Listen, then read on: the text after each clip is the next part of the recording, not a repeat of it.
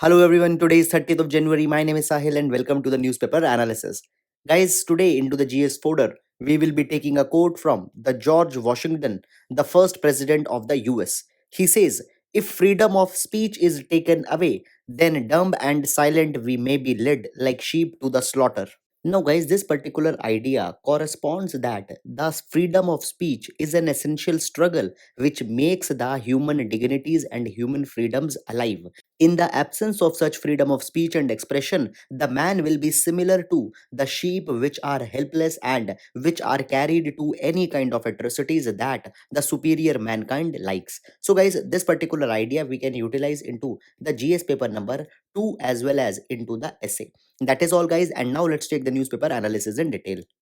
Now, guys, taking up the first article. So, here we can see a couple of articles that have been taken from the different pages of the Hindu newspaper. Now, guys, these all ideas are talking about the economic survey which has been released just yesterday. Now, guys, when we talk about the economic survey, it is basically a kind of a document which is released by the government and it makes a kind of an assessment of the economic happenings that had happened into the last 1 year, and into that particular trend all those economic themes are summarized. Now, guys, the economic survey, it is released in two volumes, that is the volume 1 and the volume number 2.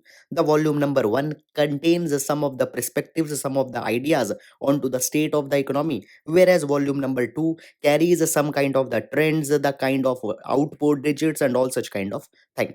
Now, guys, for the GS paper number 3 point of view, the economic survey has proven to be a very important and a very good document which provides you many of the insights. Now, guys, when we are talking about the 2019, if we take the example, in GS paper number 4 also, there was one particular question, the genesis of which we can find into the economic survey of 2015 and 16. For example, in 2019, one question was asked that because the civil servants are being implicated for some of their bona fide mistakes, they are being implicated, and that particular thing is eroding the moral fiber. Now, that particular thing was as it is provided in one of the chapter in economic survey which was talking about the amendment that are needed to be carried into the Prevention of Corruption Act 1988. Similarly, guys, many of the questions into the prelims have also been asked. For example, just a couple of years back there was a question on NPK, there was a question which was talking about the WEF. The reference was given into the economic survey very vividly.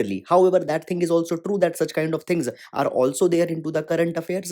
But at the end of the day, if you go through the economic survey, it will not be making any harm. Rather, it will help you to consolidate the informations. Now, guys, taking up some of the major themes that have been carried. So, first of all, now this particular article says that the economic survey has predicted that an 11% growth rate will be seen into the upcoming fiscal year. Now, first of all, what is the logic of this 11% growth rate? So, guys, if we see the 2020, then the particular year was characterized by the lockdown, and into the lockdown, the economy went very much low. And there was a time that we have seen the 23.9% contraction, and as a whole, also, there will be the 7.7% contraction of the GDP. Now, guys, when we talk about the GDP for the next particular year, we compare it with the preceding year. So basically, the preceding year, the base is very much low, that is a 7.77%. And if little bit of the improvement will also be there, then that particular improvement will look very much high.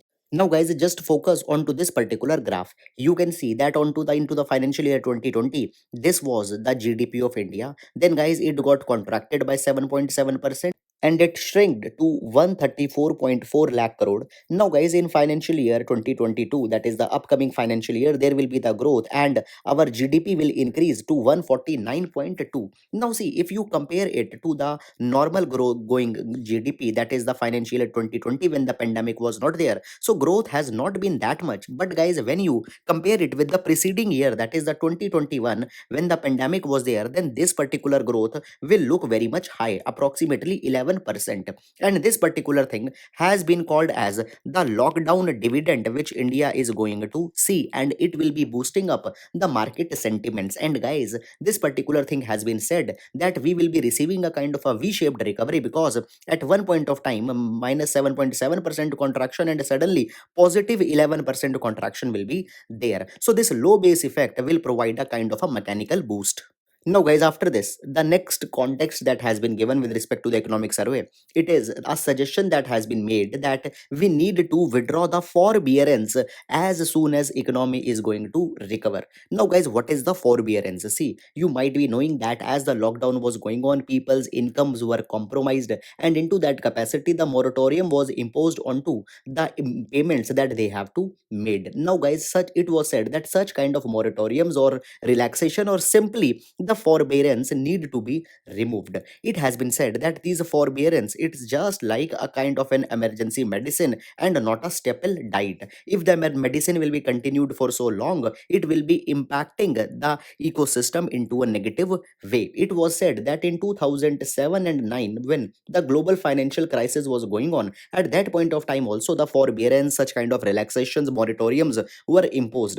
It was assumed that within 1 to 2 years, as the economy will be going to be relaxed, they will be withdrawn. But for next 7 years, they were continued, and the detrimental effects were seen into the world economy. So therefore, it has been said that our entire banking sector can see a detrimental effect. Some of the effects are already visible also. For example, as the relaxations for the EMI payment were made, there are large number of people who are not altogether paying their bank installments, and now the accounts are turning the NPAs.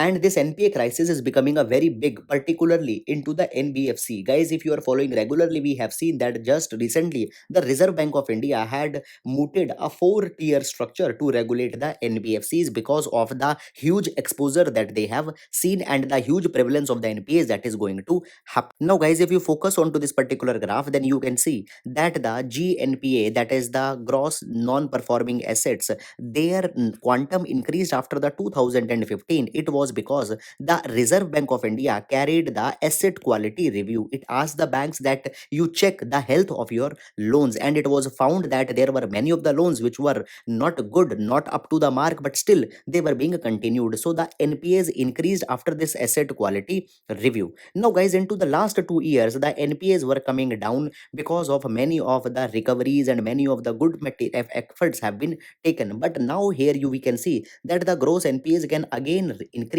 and into the severe stress, 14.8% could be the quantum of the gross NPAs. It means that if 100 rupees loan has been given, then the 14.8 rupees worth of loan will turn into NPA. So, guys, the forbearance relaxations need to be withdrawn so that a culture or a discipline of paying back comes into the people.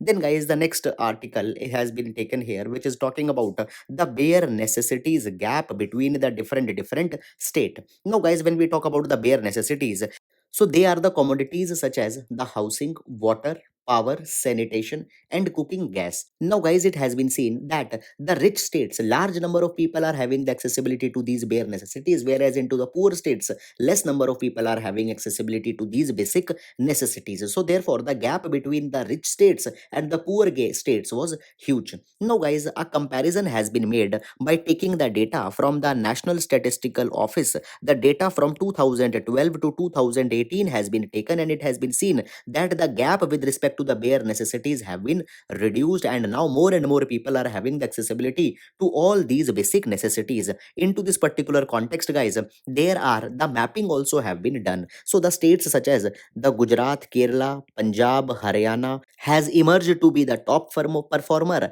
And, guys, there are these yellow states which are having an average performance. However, there are certain states which are lagging behind, and it includes the East Indian states such as the Odisha, Jharkhand, West Bengal, and Tripura. However, the economic survey has noted that still there are the gaps which are to be plugged, particularly between the urban India and the rural India, as well as among the different income groups. There are the gaps. So still a better targeting is needed to be done. And, guys, more better center state coordination, and if the local government is enrobed, they can give even more better accessibility to the bare necessities. And further, the economic survey has suggested that a new bare necessity index could be constructed at the district level, for which the data from the households can be taken up, and it can be seen that exactly where the government's efforts are going on, whether they are fruitful or not. So, guys, this is all about the major themes that has been carried. I hope that you have understood it, and now we will be moving to the next article. Now, guys, this particular article has been carried from the Indian Express newspaper and it can be utilized into the GS paper number 2 under the topics of the transparency and accountability. Now, guys, if you remember, we have taken up an article onto the 13th of the January with respect to a judgment that has been made by the Delhi High Court. So, we have seen basically the background that the Delhi High Court provided that if any person is asking any information under the RTI, then that person has to made a disclosure that what interest such an information will be serving to this particular person. Now this particular act was criticized. It was said that it is taking up entire spirit of the RTI act. So basically it was said that into the RTI act there is a section number 6 subsection 2 which has specifically provided that an applicant making any request for the information will not be pressed to give any reason that why he is asking such kind of information. So it has been said that the Delhi High Court judgment is defeating the spirit and therefore the disclosure of interest condition is kind of unnecessary. Now guys, into this particular aftermath, the Delhi High Court has given a kind of a revised judgment and had said that that particular decision was erroneous and now it is being provided that the disclosure of interest is needed to be carried only when the personal information is being asked, and into the normal cases no such disclosure of interest is to be made. So guys, this is the kind of a final culmination of this particular matter that we have seen. So guys, that is all about this particular article and now we will be moving to the next article.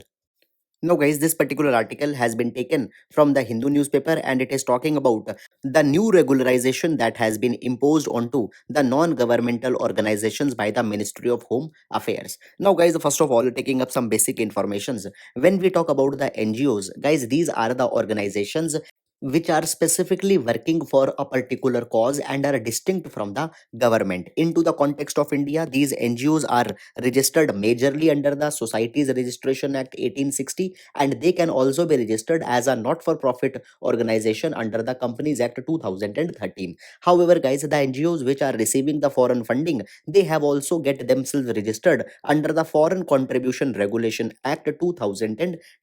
And guys, under this particular context, the regularization or the control lies under the Ministry of Home Affairs and not under the Reserve Bank of India. Please keep it into your mind. Now guys, over and over period of time, government has been very much suspicious to the activities of NGOs. Even there was a report in 2013 released by the Information Bureau which says that the NGOs are working detrimental against the interest of India. And guys, since then the MHA has even more regularized the NGOs. Now, guys, even in 2020, there was a kind of an amendment that was carried into the FCRA Act, that is the FCRA Amendment 2020, and under that, there were some new controls were put. For example, it was said that any NGO which is receiving money from the foreign country, they cannot give such kind of money to the another NGOs. Then, guys, further it has said that the quantum of administrative cost that can be incurred by an NGO, it also needs to be capped.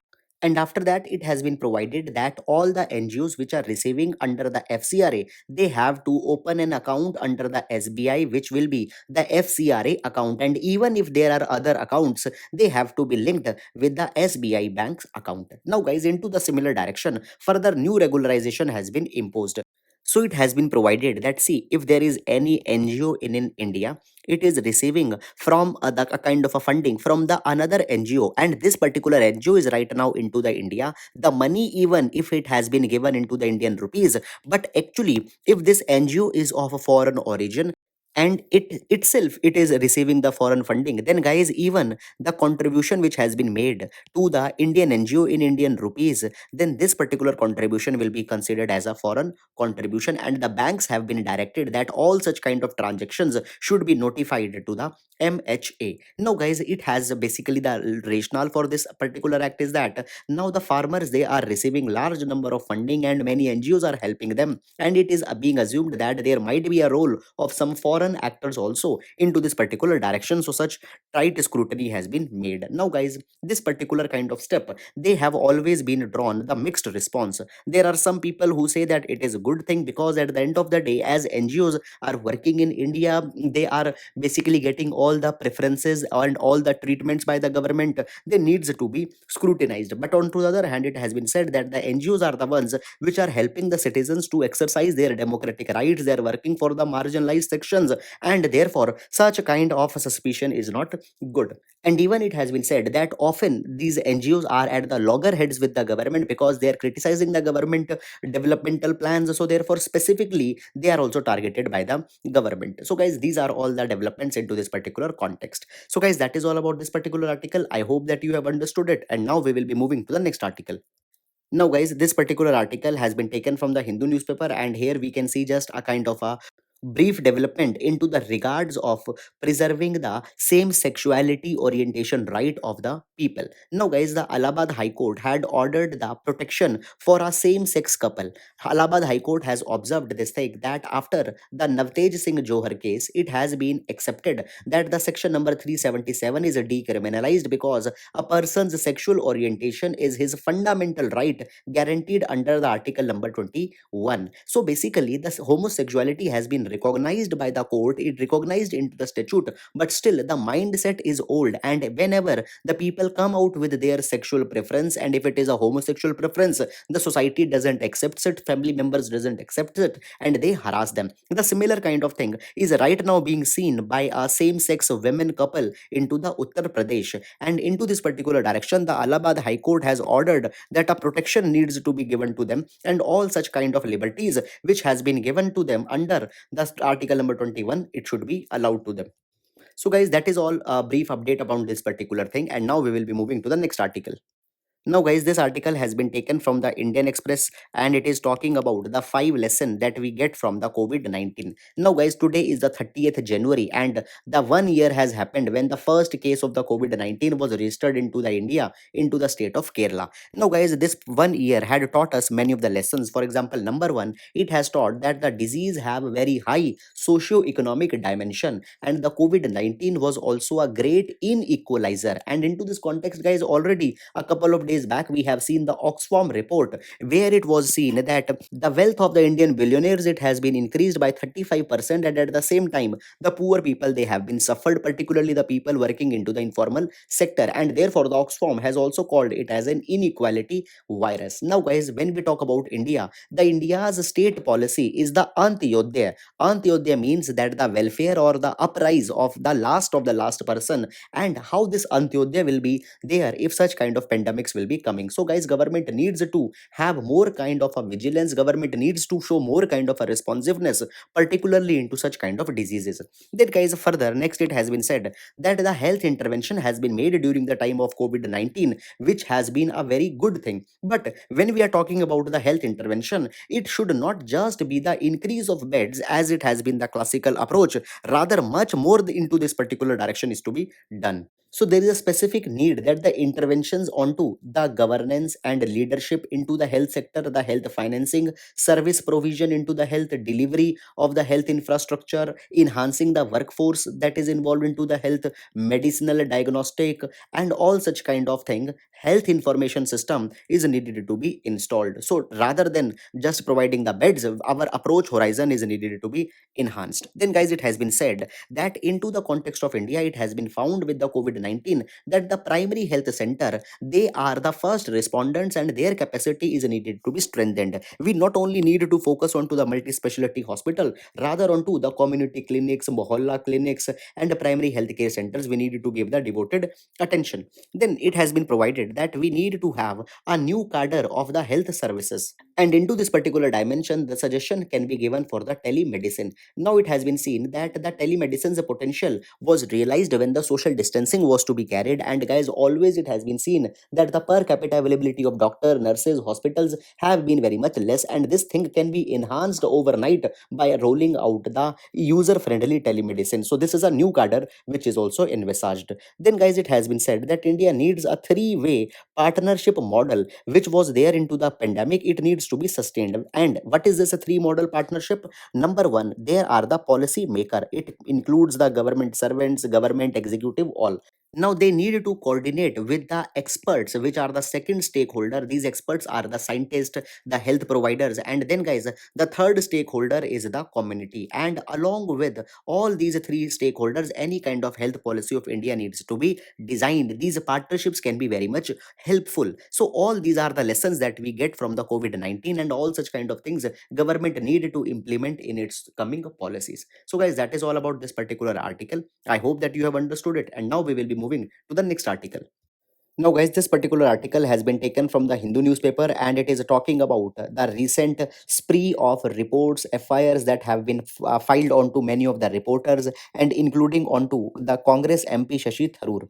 So basically, guys, when on 26th January the violence was going on into the Delhi, there was a person who was killed because his tractor it turned upside down, and the prima facie evidence was such that the person was shot by the police. Now, this particular thing was tweeted by some of the people, including the journalist and the Congress MP. Now, on to this particular matter, the reports have been filed. The police has registered a case under section number 124A of IPC, which talks about promoting the sedition. And guys, similar other provisions are also there into the IPC, which talks about the charges of conspiracy, promoting enmity between the different groups. It has been said that such kind of tweets had impacted the law and order. Now, guys, such kind of reports, it has been said, are very much misplaced, because it was very much seen that the tweets, when they were made before that, the violence started into the Delhi, and such kind of wrong information was even corrected into a very less number of time. Now it has been seen that over the period of times, whenever the such kind of instant incidents happen, and when the people express their dissatisfaction, then those citizens only are made the scapegoats into all this particular thing. And it has been provided that such a kind of a tendency is not good for a democracy. So guys, basically the similar idea has been carried throughout this article. Very generalistic points have been given. Much more substance apart from this has not been there. So guys, this is just all into this particular article. And friends, today, as you know, today is Saturday, and onto the Saturday, onto the second page of editorial into the Hindu, the Ground Zero report comes, which is basically carrying the ground facts and all such kind of things which are not relevant for the UPSC. So that is all. And now we'll be moving to the next article. Now, guys, this particular article has been taken from the Hindu newspaper, and it is talking about one more suggestion which has been given by the economic survey. Now, into the context of the health, it has been seen that the India is characterized by exceptionally high out-of-pocket expenditure, and one of the highest out-of-pocket expenditures are there into the India. Guys, it has been seen that approximately 60% of the people, 60 to 63% of people are paying out-of-pocket expenditures. So therefore, it has been suggested that the government's expenditure onto the health care is needed to be increased from 1% of India's GDP to at least 2.5 to 3% of the GDP. Now, this particular thing was even provided by the National Health Policy of 2017. But guys, up till now, nothing has been done into this particular regard. So the economic survey has given a suggestion that government needs to act on is as soon as possible. It has been said that if such limit of increasing the expenditure is achieved, then the out of pocket expenditure can come down to 65 to 30%. Then guys, it has also been provided that in India,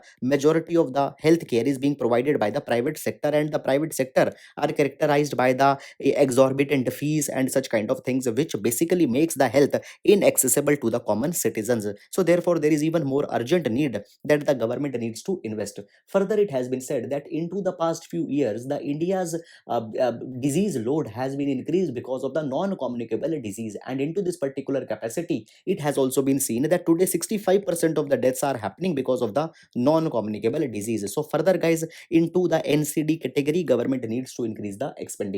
So guys, this is all about the suggestion which has been given. I hope that it is clear. And guys, beyond that, there is no much relevant articles into the Hindu as well as in the Indian Express. So guys, that is all for the today. I hope that you are liking this initiative and it is proving utility into your preparation. Thank you so much.